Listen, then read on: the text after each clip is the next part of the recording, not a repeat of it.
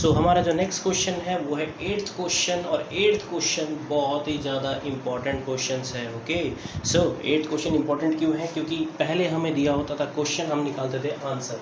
यहाँ पे बच्चों आप लोगों के पास है आंसर, अब आप लोगों ने निकालना है इसका क्वेश्चन। ओके, सो कैसे निकालना है? पहले आप ध्यान से देखिए साइन, इसका साइन आपको देख कर पता लग रहा है कि ये एक पॉजिटिव वैल्यूज़ हैं, राइट। तो यानी कि हमें जो फॉर्मूला अप्लाई करना है वो एक पॉजिटिव वाला ही अप्लाई करना है, राइट।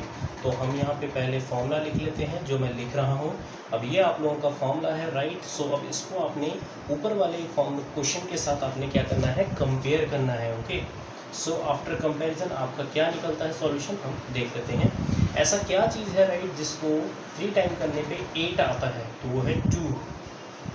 ओके, हमें सिर्फ ए और बी को फाइंड आउट करना है, बाकी रीअरेंज अपने आप ऑटोमेटिकली हो जाता है। बी को तो ऑटोमेटिकली पता है आप लोगों को, वहाँ बी लिखा हुआ है तो हम बी ही लिखेंगे, ठीक है। बाकी जैसे क्वेश्चन में है आप वैसे के वैसे ही पुट कर दीजिए, इक्वेशन आपका ऑटोमेटिकली इलेबरेट हो जाएगा। ओके, सो आपको इन दोनों की रिक्वायरमेंट है, इनकी रिक्वायरमेंट नहीं है।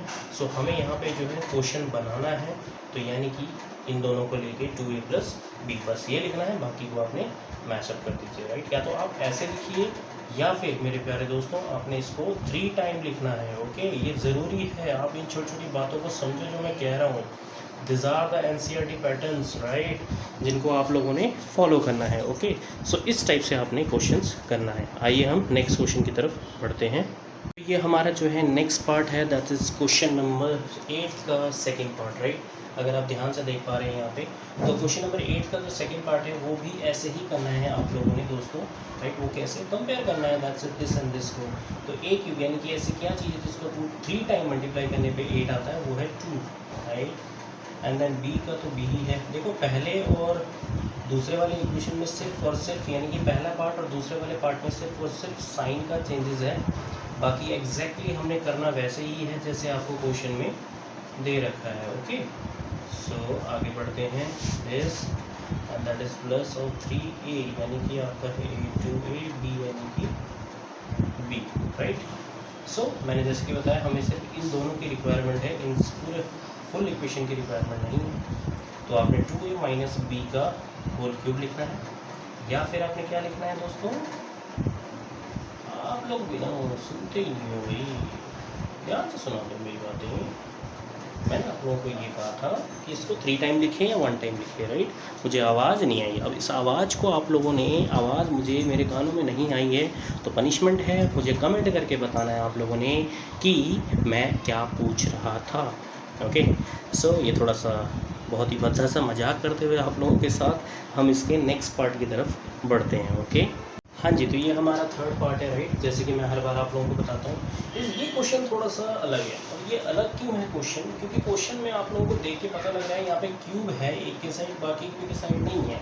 तो आप लोगों ने देख कर जज करना है दोस्तों, राइट बच्चों। ओके, हैप्पी ना दोस्तों, क्या तो आप लोग समझते नहीं, आप लोग मेरे प्यारे दोस्त जो मेरे साथ जुड़े हुए ऑटोमेटिकली, राइट। सो हमने क्या करना है यहाँ पे, इस क्वेश्चन में ध्यान से जज करो। यहाँ पे a है, यहाँ पे a² है, राइट, और बाकी में एक जगह पे क्यूब है लेकिन दूसरे वाले जगह पे नहीं है।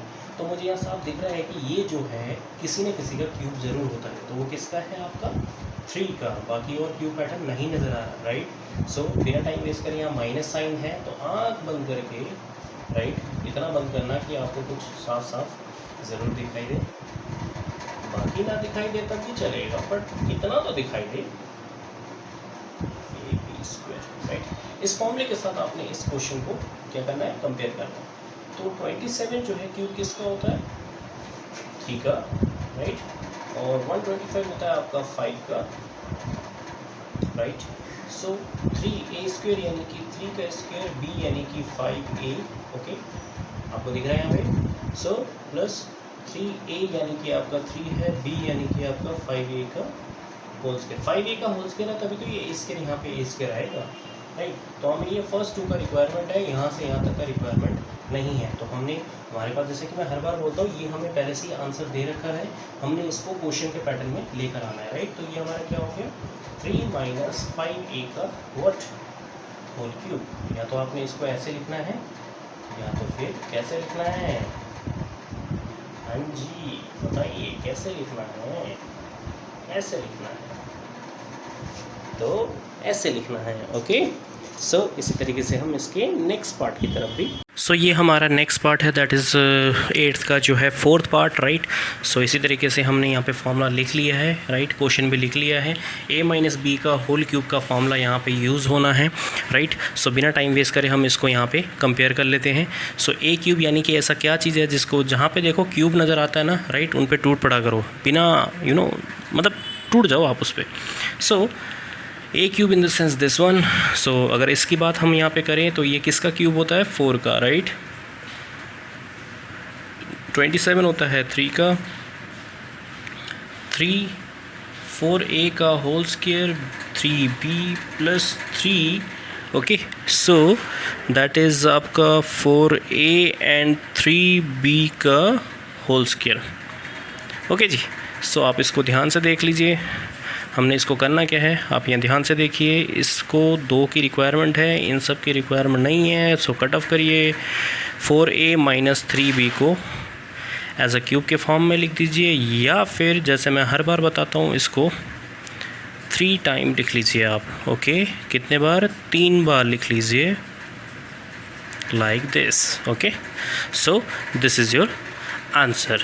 ओके, अब हम चलते हैं इसके लास्ट पार्ट की तरफ। हाँ जी, तो मेरे प्यारे बच्चों, ये हमारा है क्वेश्चन नंबर 8 का लास्ट पार्ट, राइट। और बहुत ही ज़्यादा इम्पॉर्टेंट है ये part, very important part. Okay, so ये रहा आप लोगों का क्वेश्चन।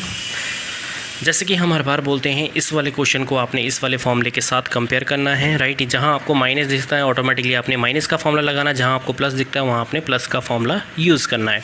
सो ये 27 है, 27 किसका होता है? 3 का होल क्यूब होता है। और 216 किसका होता है? आई थिंक 6 का होता है, और 6 का ही होता है ये। 3a स्क्वायर यानी कि 3p का whole square multiply 1/6 plus 3a है आपका 3p, b है आपका 1/6 का होल स्क्वायर, राइट। सो बिना टाइम वेस्ट करे, ये पूरा रिक्वायरमेंट हमें नहीं है, हमें रिक्वायरमेंट सिर्फ इतना है, हमें आंसर दे रखा है, हमें इसका क्वेश्चन निकालना है, फैक्टराइज करना है। ओके, दिस लाइक दिस, या तो ये लिख दीजिए या तो फिर आप इसको ऐसे लिखें। ऐसे लिखने का क्या फ़ायदा है? ऐसे लिखने का ये फ़ायदा है कि आपका पेन ज़्यादा वेस्ट होगा, मतलब ज़्यादा वेस्ट नहीं होगा, इन द सेंस आपकी प्रैक्टिस अच्छी होगी। ये एक बढ़िया जोक था, आज मैंने बहुत ही एक अच्छा जोक किया है आप लोगों के सामने, राइट। सो इसी तरीके से हमने क्वेश्चन को करना है, राइट। तो दोस्तों, मेरे साथ जुड़े रहे हैं हर बार की तरह, और मैं इसी टाइप के जो क्वेश्चंस हैं एनसीईआरटी पैटर्न को ही फॉलो करता हूं मैं ज़्यादातर। ओके, एंड इस टाइप के क्वेश्चंस आप लोगों के लिए बहुत ज़्यादा इंपॉर्टेंट होते हैं, तो आप प्लीज़ इन चीज़ों पे ध्यान दीजिए करें। और मेन चीज़ ये है कि इन क्वेश्चन की जब तक आप प्रैक्टिस नहीं करेंगे, कहीं से भी आप पढ़ लीजिए, आपको आने वाला कुछ भी नहीं है। ये डेफिनेटली ये बात है, जब तक आप सेल्फ प्रैक्टिस नहीं करेंगे तब तक क्वेश्चन आपसे होगा बिल्कुल नहीं, राइट। सो आज के लिए इतना ही, दैट्स इट।